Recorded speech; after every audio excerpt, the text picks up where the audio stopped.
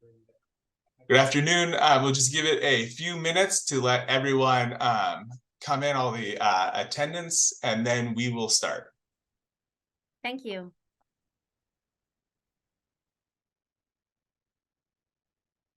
Yeah, no, I was just wondering more or less.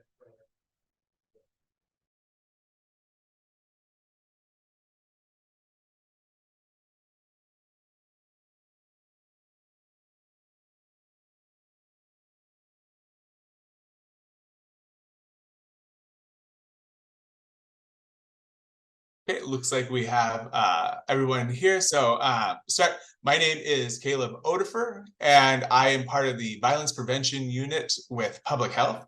And here today, very excited with Eugenia Highland Granados and Bill Baldwin from the YWCA to talk about their restorative justice program.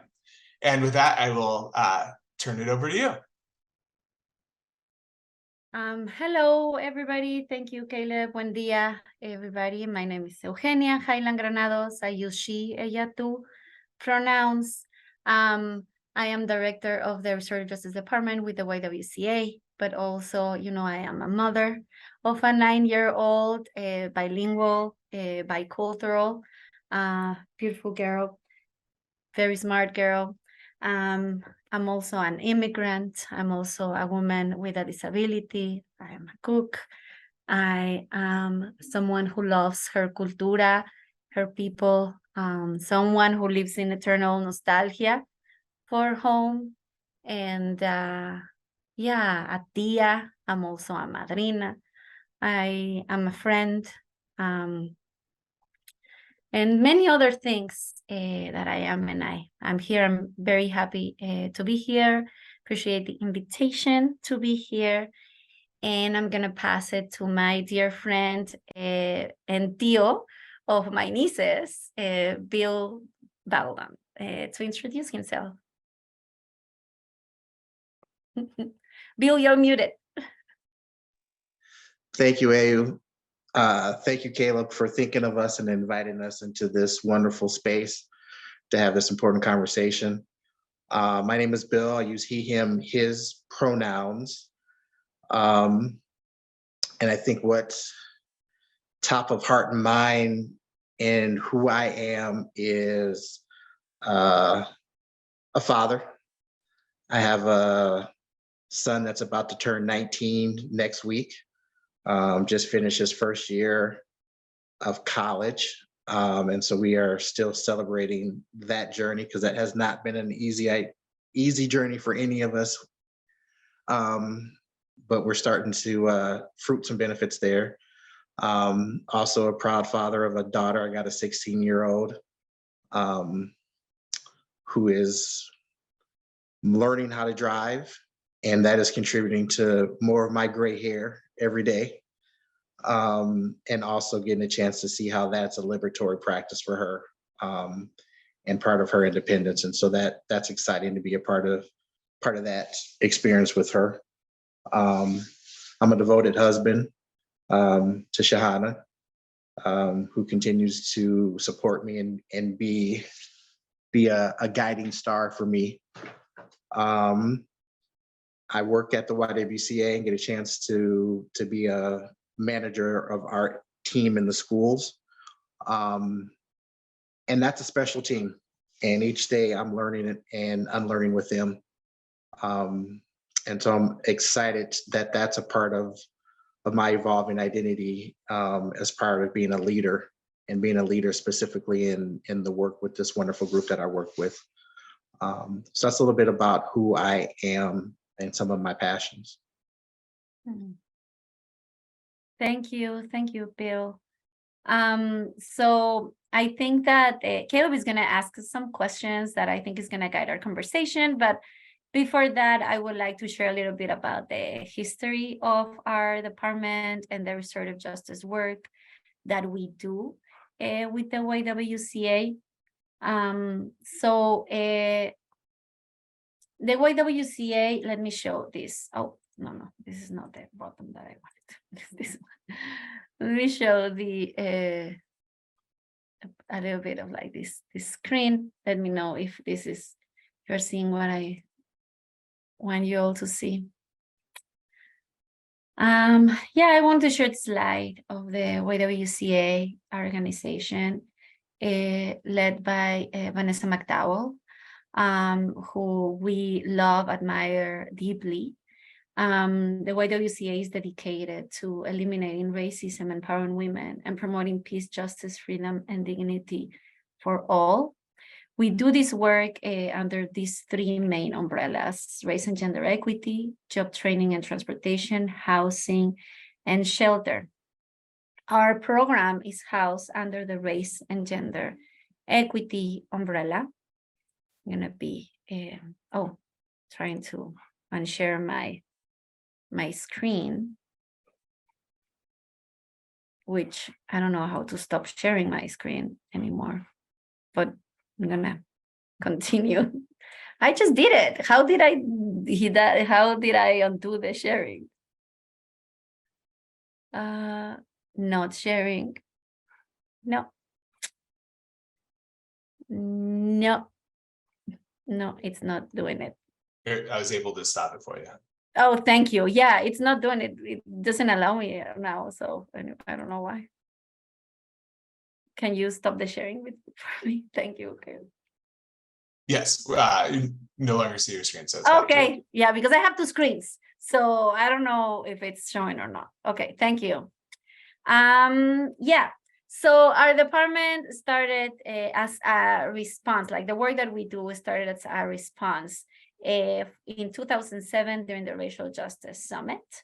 The community, in hearing from the community what they wanted us to do as an organization in the racial justice work that we do, the community wanted us to stop the disparities within the juvenile detention center, within the juvenile justice system. So, so then, the organization, the Racial Justice Department, at that time, led by Colleen Butler, started looking like, what is it that is going on that is actually eliminating or reducing the racial disparities within the juvenile justice system. And that's how they ended up, finding out about restorative justice. So the work that we do has always been racial justice work. And that's how we started doing restorative justice work. Since then, we started a partnership with a pilot program in partnership with MMSD at La Follette High School. And then it started a partnership with MMSD, which we still have.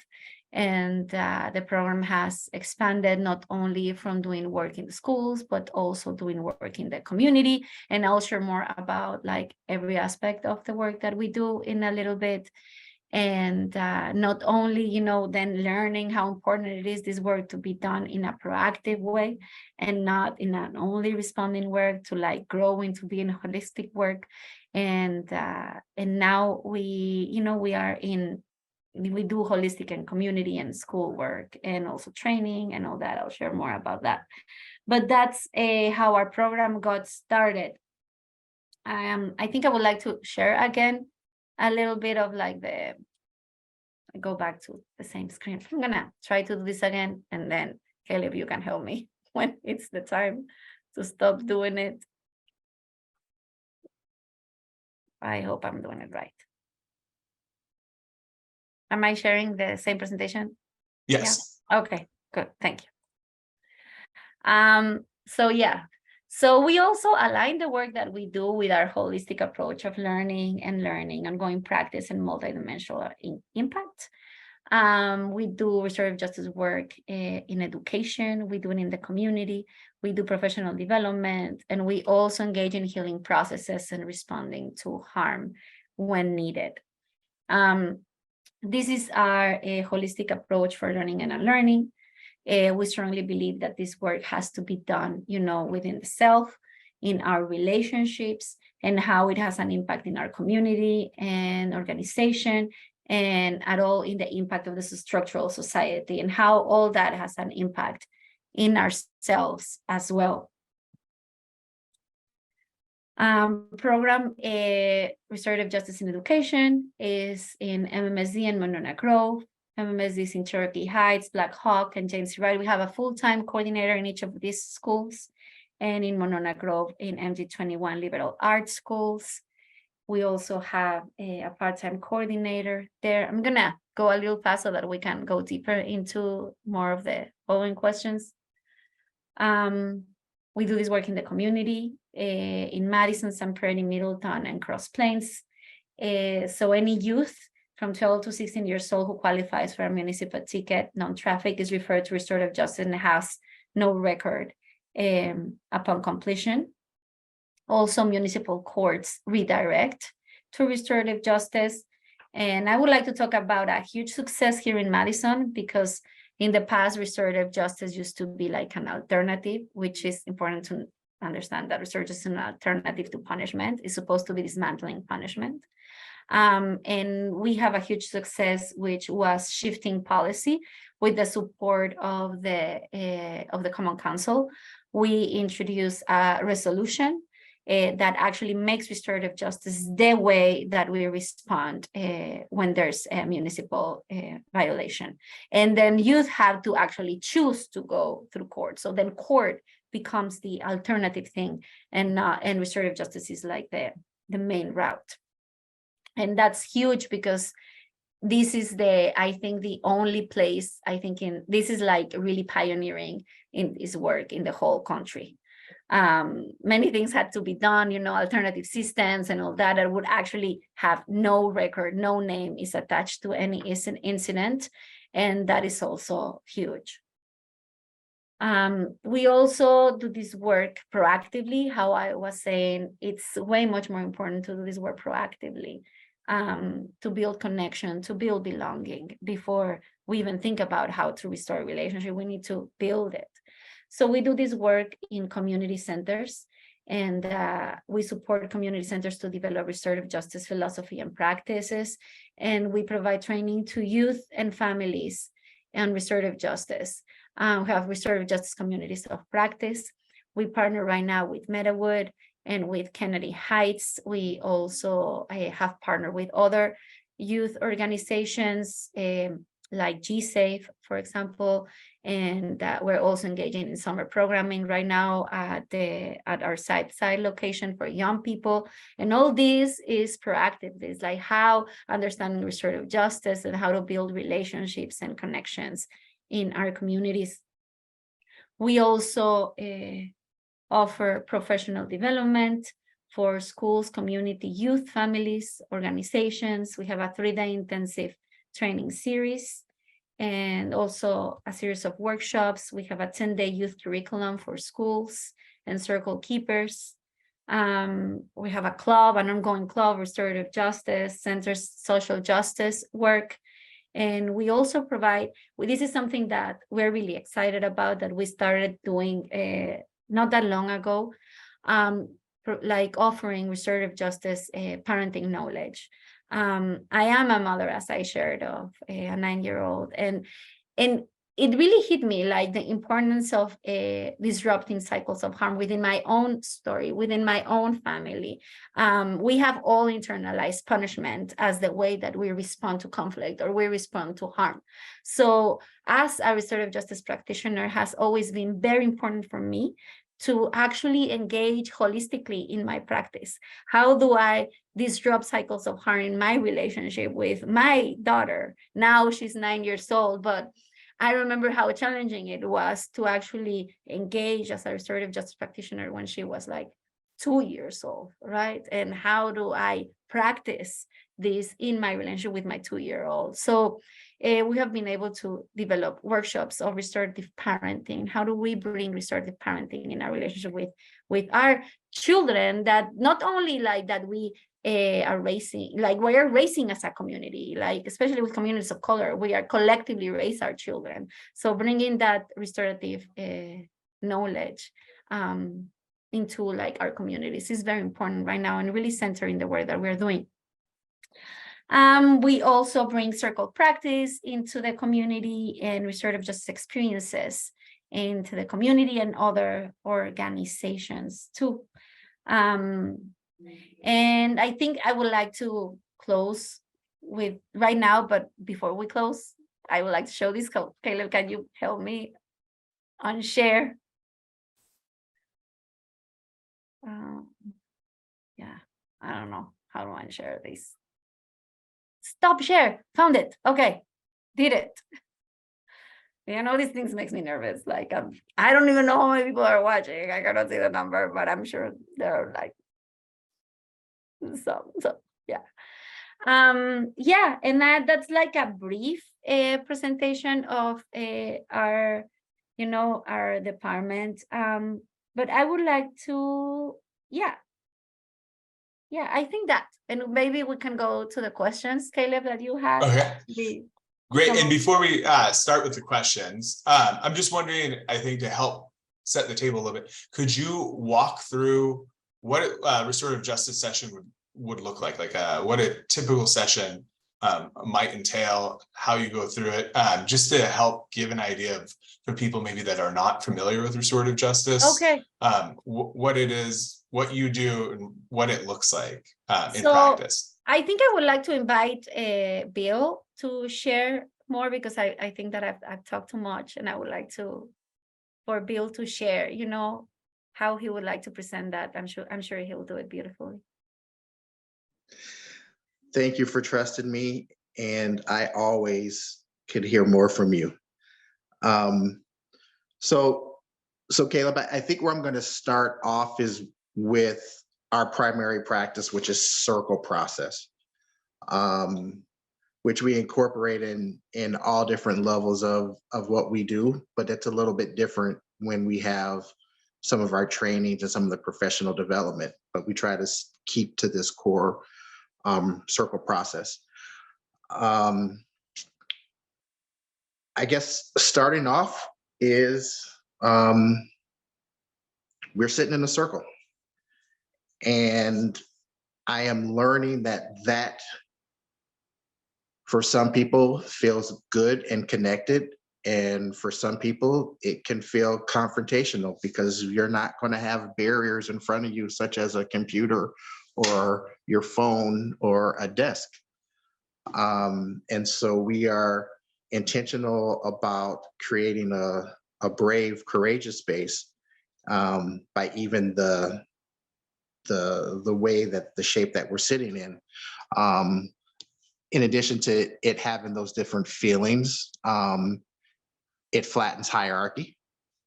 A circle doesn't have a beginning or an end. It doesn't have a head or a foot.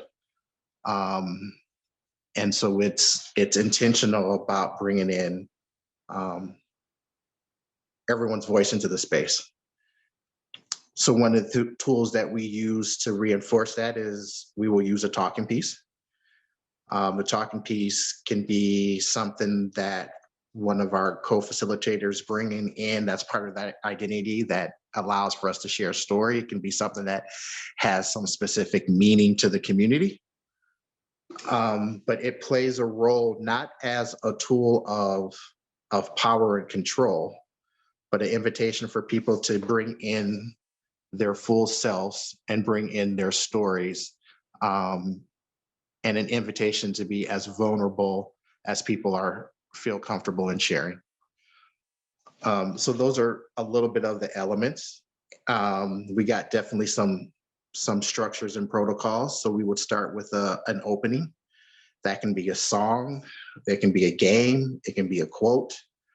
But it's marking that this space is different than other spaces.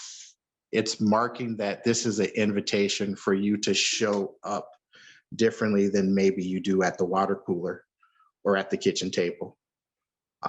It's an invitation for us to bring in some of our spirituality, whatever that looks like, beyond religion,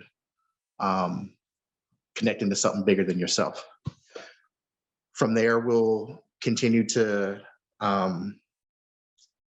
co-create a space together where we'll invite some rounds of community building where we get to know each other. They can be lighthearted, they can be fun, but the intentionality is for us to start to break the ice and start to hear each other. And as we move through that process, then we can go a little bit deeper. And depending on what type of circle it is, we can get into some restorative justice questions. And then it culminates with a closing, where we get a chance to reflect on what was learned, what was unlearned, what the relationships we had that were taken with us, that we want to continue to build upon outside of circle. So I think in a nutshell, that's a piece of what circle looks like. AU, I know that you have a beautiful way of describing that with the shell image. Do you want to elaborate on our circle process? Yeah, thank you, Bill. That was beautiful. The way that I see also, circle giving us is an opportunity, an invitation to actually, connect, to share a story where we're coming from, root causes, and especially, to show up, with our whole selves. I never think that a circle goes back into like a circle. I always see it as a spiral, and it evolves, it shifts, and it's in constant movement, like the whole universe. I do think that this process resembles nature, resembles the way that we actually grow, that everything grows in nature, which is in a spiral form. I'm a graphic designer too, so I always, put visuals to it. And, and I think that we get, like also that information from nature, from how we grow, in ways that pushes us, to grow and into constant movement. So circle does that. Circle pushes us to a different place from when it started, when you are there being able to be open and to listen, and in shared vulnerability, because there's a lot of vulnerability in sharing, and there's a lot of vulnerability in listening to somebody else's story. And then when it comes back to you, something shifted. And that's, we see that is like the magic of circle process. It does that magic, and it brings us together. Yeah. So thank you, Bill, for sharing that. Yes, thank you both. That was great. Bill, you mentioned restorative justice questions. What are some of those questions that helps guide these circles that you might ask? That is a fair question. I am very fond of restorative justice questions. I'm very fond because it moves us to centering relationships versus centering institutional rules. And so the restorative justice questions, they vary on the specific language, but what's coming to the top of my mind is wanting to get to root causes and being able to build relationships by starting off with what happened. Okay. And that's a much different question than what's wrong with you. What did you do? When I am in the schools and I have an opportunity to reach out and have that as a starting place for our conversations, it really is an invitation for young people to open up and feel like someone's going to actually listen to them. So even with that start, as far as what happened, is a shift, is a cultural shift that people often aren't experiencing or not experiencing enough. Another example of the restorative justice questions is what were you feeling? What were you thinking? Really emphasizing that feeling piece, because so much of the work that we're doing is getting in touch with what's going on inside, with what we're feeling. And once again, that's something that I'm surprised is not that often we're asking others and asking our young people, but really centering that that's important to notice and be aware of what's happening with you as far as the feelings, but also the thinking part too. That's also important, but more commonly lifted up. I heard my young people. I was in a group, and I was asking them to help me come up with a question, to come up with the questions for the script. I was having them come up with helping me organize what our circle was going to look like. And one of the young people focused on one of these questions, and that is, who's been impacted? What's the impact? And that is understanding that our actions aren't just limited to affecting or impacting just who we initially seeing, but there's ripples that go beyond. And that really is a question that opens up empathy. That's as far as understanding who was impacted. And also being intentional to make sure that we're looking at who was impacted as far as even the person who we may see as being the cause of harm also has some kind of impact there. So who all has been impacted, and really being able to explore that impact. And then some of the other questions is, what can we do to make things right? And who's responsible for that? And in that question, the invitation is, as a community, we all have shared accountability for making things right. Understanding that there's harm that happened before the harm happened, and how are we addressing that as a community as well? And then the question as far as future matters, how are we making sure that this doesn't happen again as a community, are some of the restorative justice questions that I like to bring into a space. And that piece is that circle doesn't, the action of circle doesn't just end in circle. So this idea of what are we committing to outside of circle is also the work. That's really important. So oftentimes that's kind of overlooked as we're trying to look at things in circle process. The work in circle doesn't just stop in circle. It's ongoing work, and there's real hard, difficult, nuanced, sophisticated work that happens outside of the circle process that to me is included in it, but it's also outside of that actual process. AU, some questions that you asked as far as the restorative justice questions? No, I think that's that, you know, like a big part of circle also, and sometimes, you know, the questions is giving the opportunity for people to share a time that they actually build that empathy and recognize that our humanity, right? So sometimes in circle, for example, if we are addressing certain, like, you know, something that happened that is connected to a behavior, I'm just gonna give an example that, you know, I could be like, this is an example, for example, tardiness or absenteeism or something like that. We are all adults. We miss stuff. We're always late. We always make mistakes. We have done, you know, mistakes when we were young. That's the only way that we can learn, you know, it's to actually do that. So bringing that empathy when we have all been there, and sharing that story as well as a time that we have also you know, like can empathize with that specific thing that we are addressing is a very important storytelling round, because it also, you know, rehumanizes us all, right? And it allows for that shared accountability that we're looking for, and also to support each other and to see each other. We've all been there.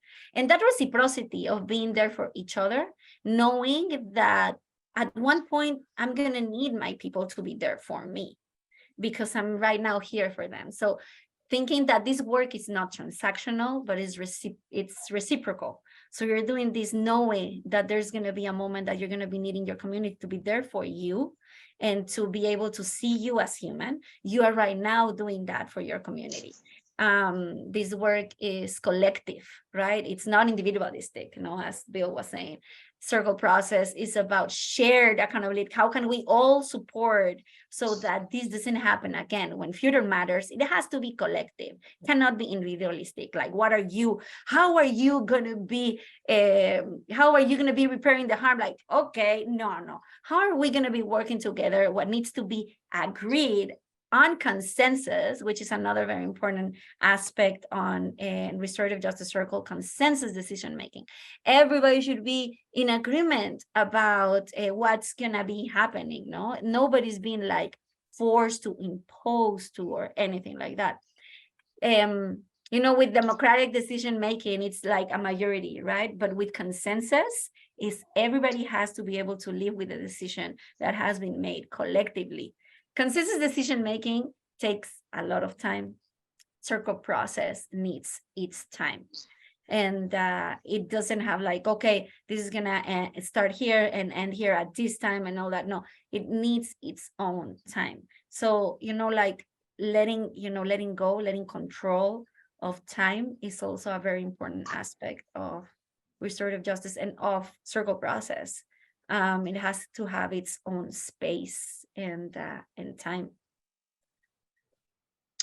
Caleb, I just want to add one other piece. Restorative justice circles are broader than just responding to harm. I think because of the topic of this being around violence, those questions came top of mind. But I also want to be really clear that we use circle process for celebrations. We use circle process to analyze data. We use circle process in ways of healing that's beyond just responding to conflict and harm. So I want to make sure, because there's this idea that restorative justice is always reactionary.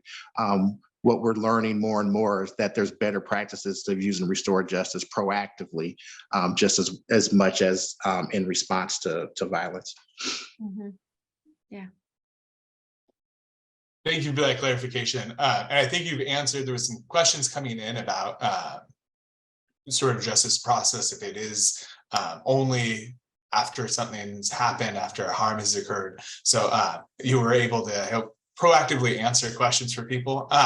One other question that they did have was about what high schools you're in, and if you're currently still involved with, in particular, La Follette. We are in the middle schools that I showed in the slide. We are at Cherokee Middle School, we are in Wright Middle School, and we are in Black Hawk Middle School. In MMSD in Monona Grove, we are in MG21. MG21 is middle school and high school. And in La Follette High School, we were at La Follette a while ago. Before, we used to be, when we started partnering with MMSD, we used to be in like doing like only youth leadership development. And in many different schools, one of the schools that we were at was La Follette.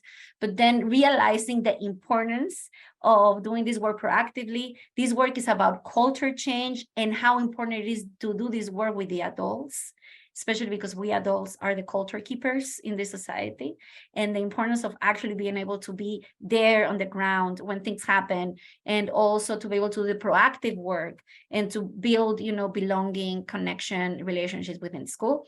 We concentrated the resources that allow us to be in a full-time way in 3 middle schools. So that's why we are not anymore in the high schools. Thank you. Going back, you were talking about the community building, how proactive, but also the making sure people are vulnerable, sharing their stories. In terms of successes, I know a lot of times we're just very focused on like those outward signs of success. What are some of those inward signs of success that you're hoping that this practice can do to help keep, you're talking about the culture keepers and building that community. What are, and along those lines, what does success look like?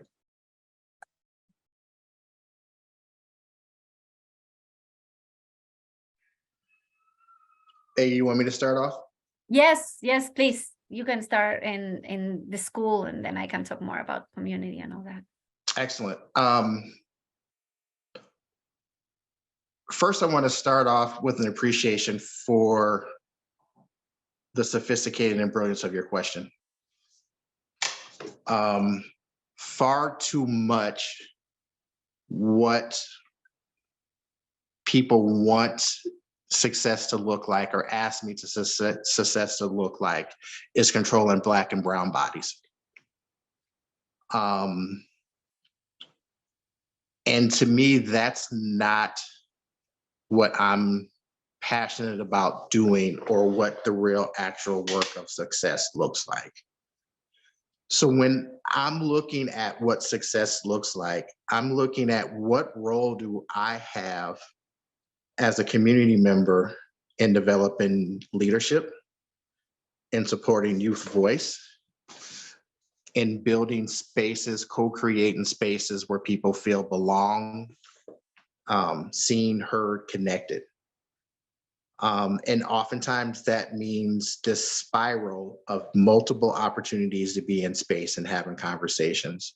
And so I may not see success in my sixth graders in the first circle.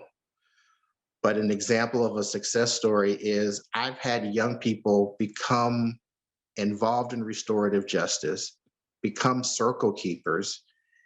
And when I stay connected with them and hear them share in high school, they've shared that they wouldn't have gone to school if it wasn't for that opportunity that restorative justice had for them in schools.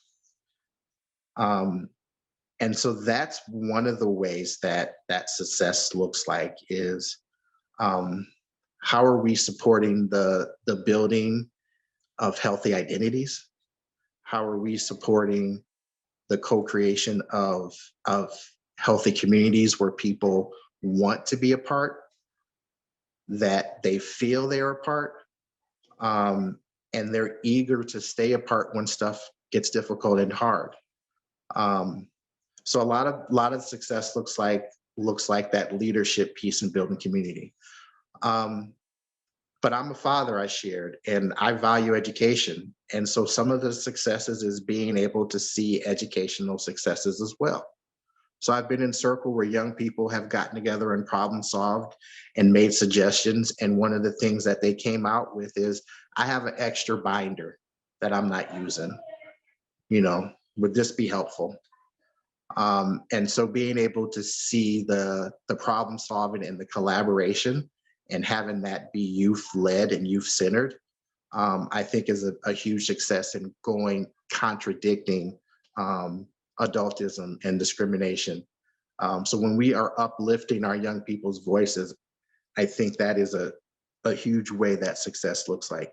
So that's some individual things and that's some bigger picture things. And I think I'm going to pass to AU to share a little bit more of success from her lens. Yeah, thank you, Bill. I also want to say, again, challenging this idea that we have about success, this is healing work, right? We like a lot of the proactive work that we are doing, as Bill was saying, it's actually healing work, especially for Black and brown youth, for youth that have not found that there is no belonging in this white-centered society.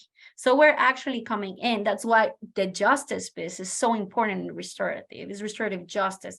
And so, building those spaces of belonging, of empowerment, of leadership, it's really important.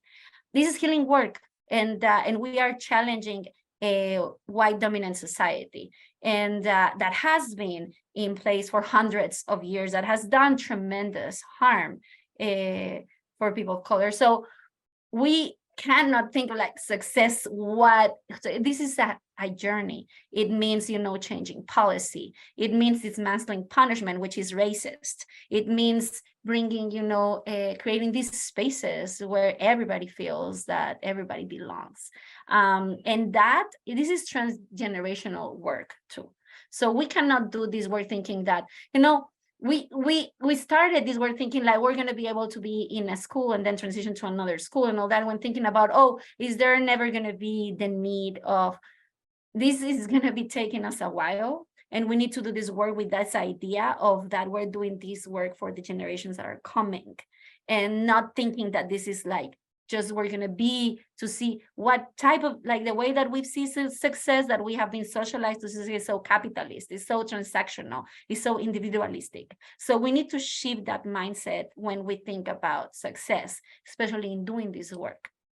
As humans, we're always going to have conflict. That's part of humanity. That's who we are.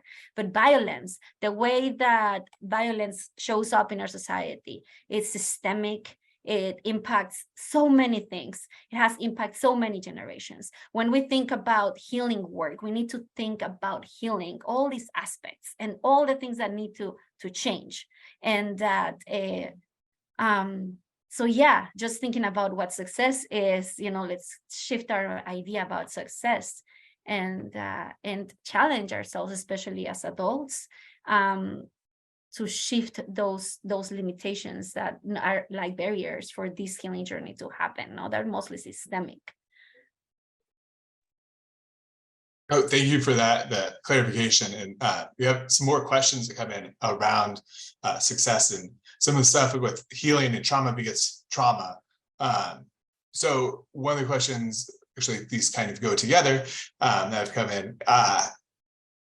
When you invite someone that's been harmed, and are they able to, they come in and are able to share their stories? And then on the other side, people that are doing harm, I think there's a question on that recidivism rate, like how is that healing process? Do you see, any statistics around that recidivism after they go through the healing process? Obviously, it's not, as you've said, it's a long-term process. It's not going to be a one-shot thing.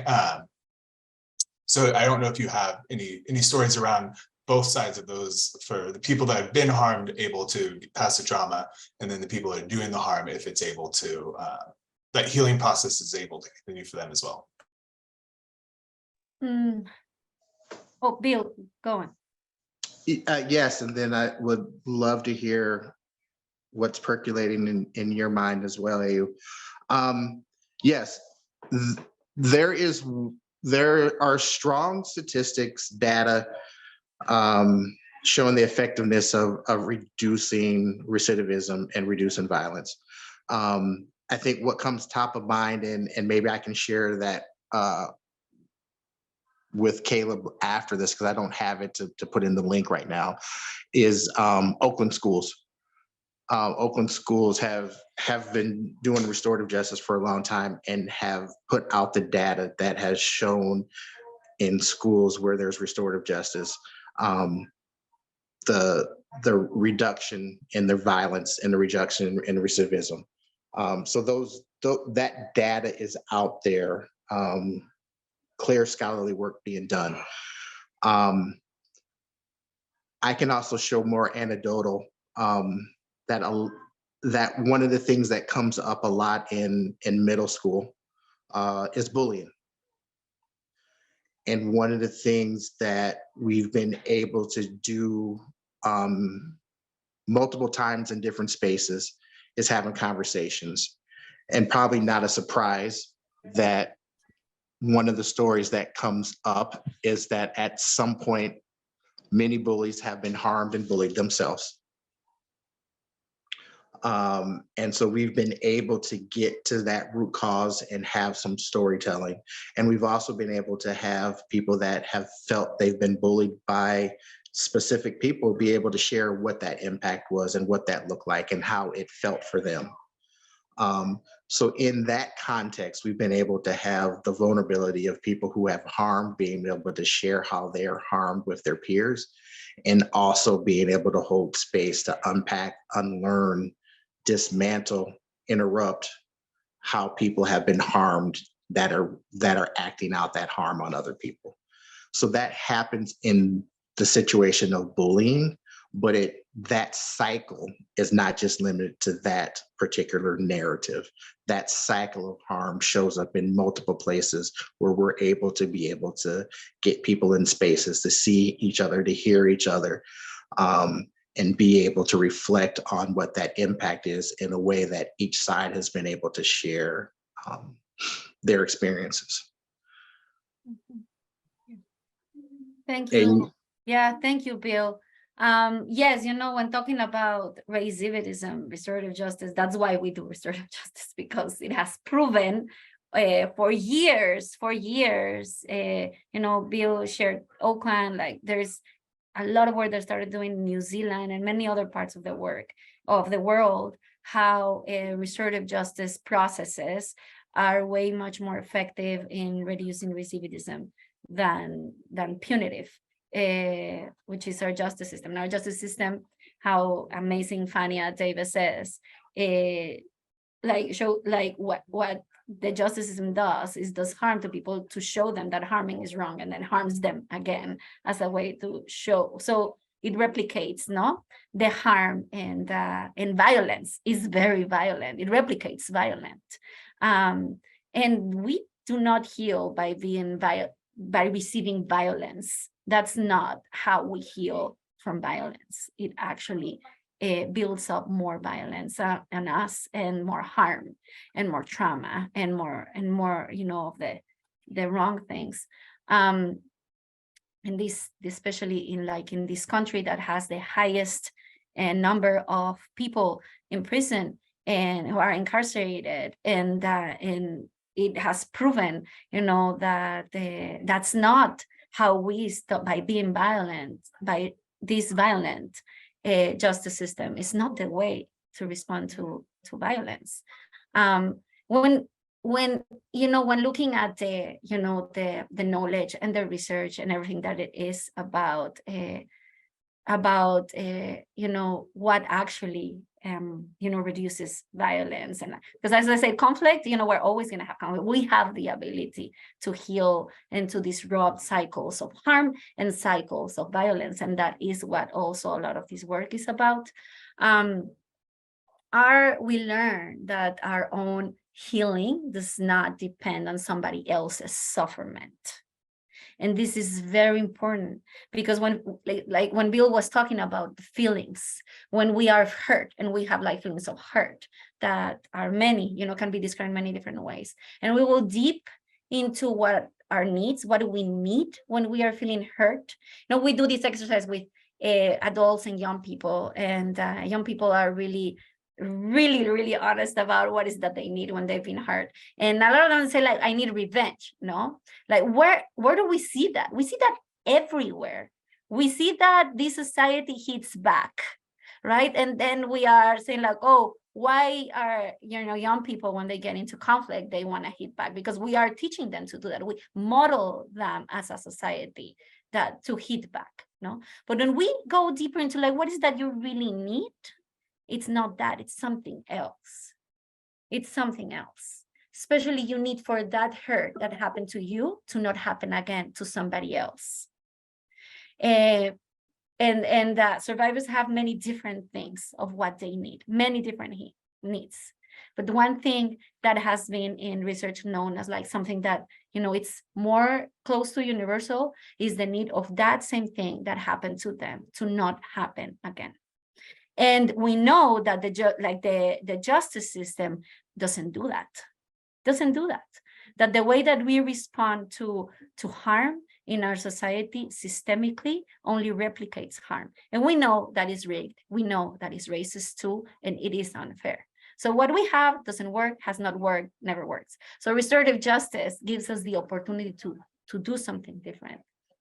I see it also very important for communities who have historically been harmed by systemic racism and systemic oppression, to empower ourselves, to use this practice to heal ourselves, to disrupt our own cycles of violence within our own communities, right? That's so important. We don't want no one to come in and tell us no, we can do this ourselves.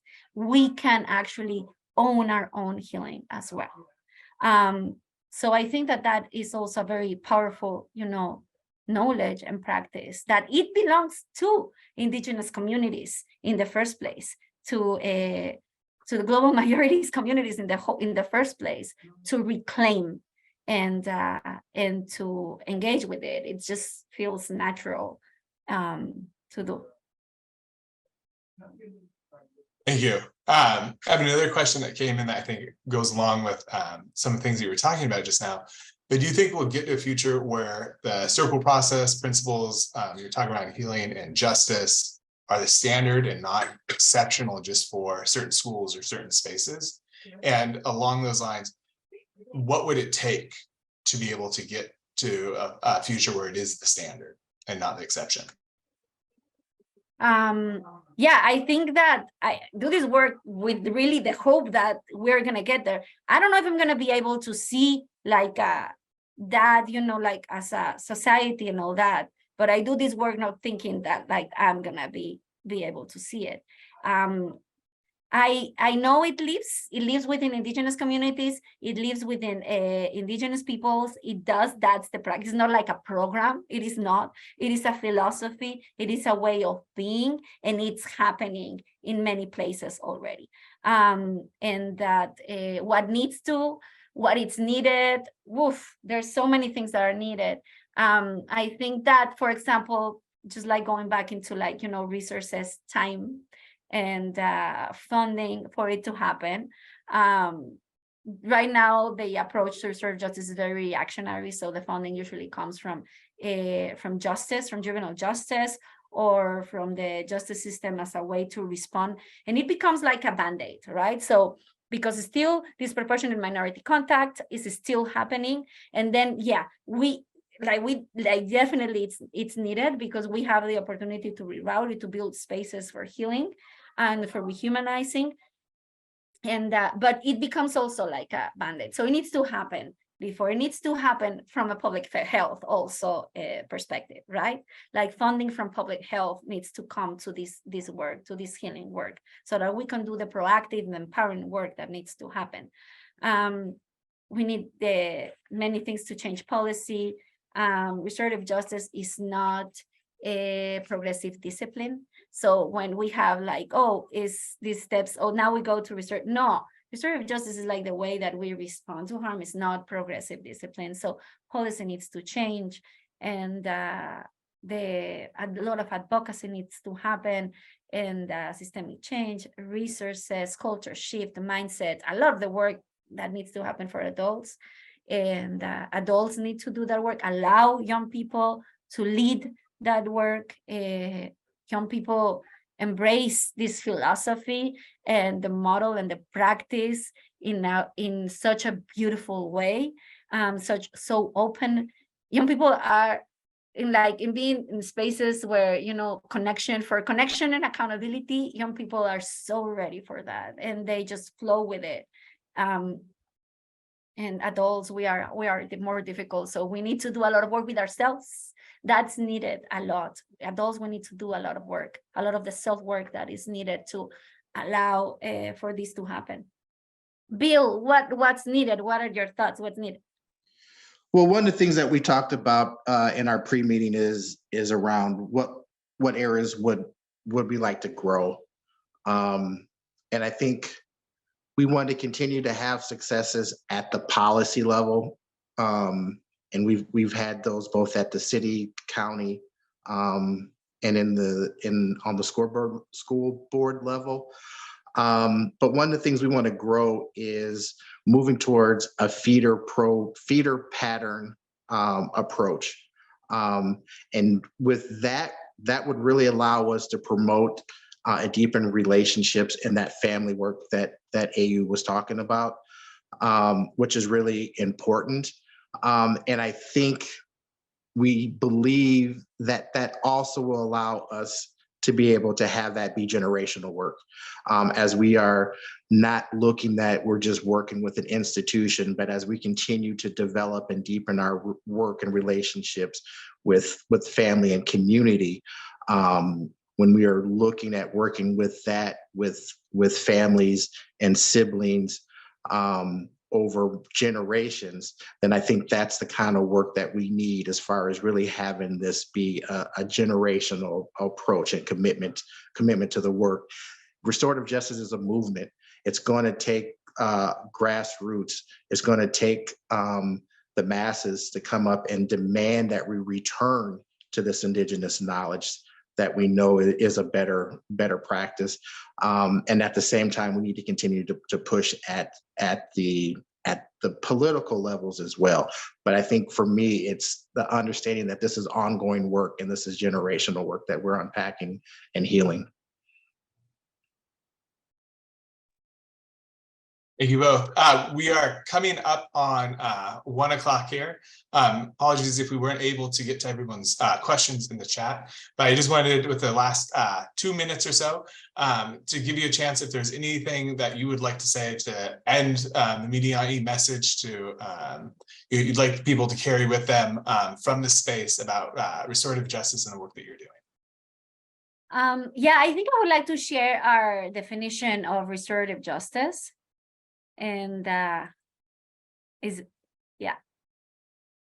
wanted to share a definition. I think that it touches on a lot of the different things.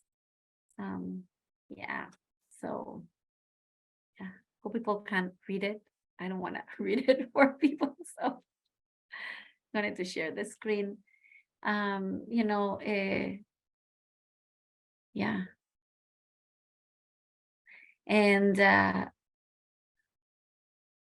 it's also when we provide professional development, it really moves us through this definition. Our professional development, our 3-day intensive training series, it moves us through this definition.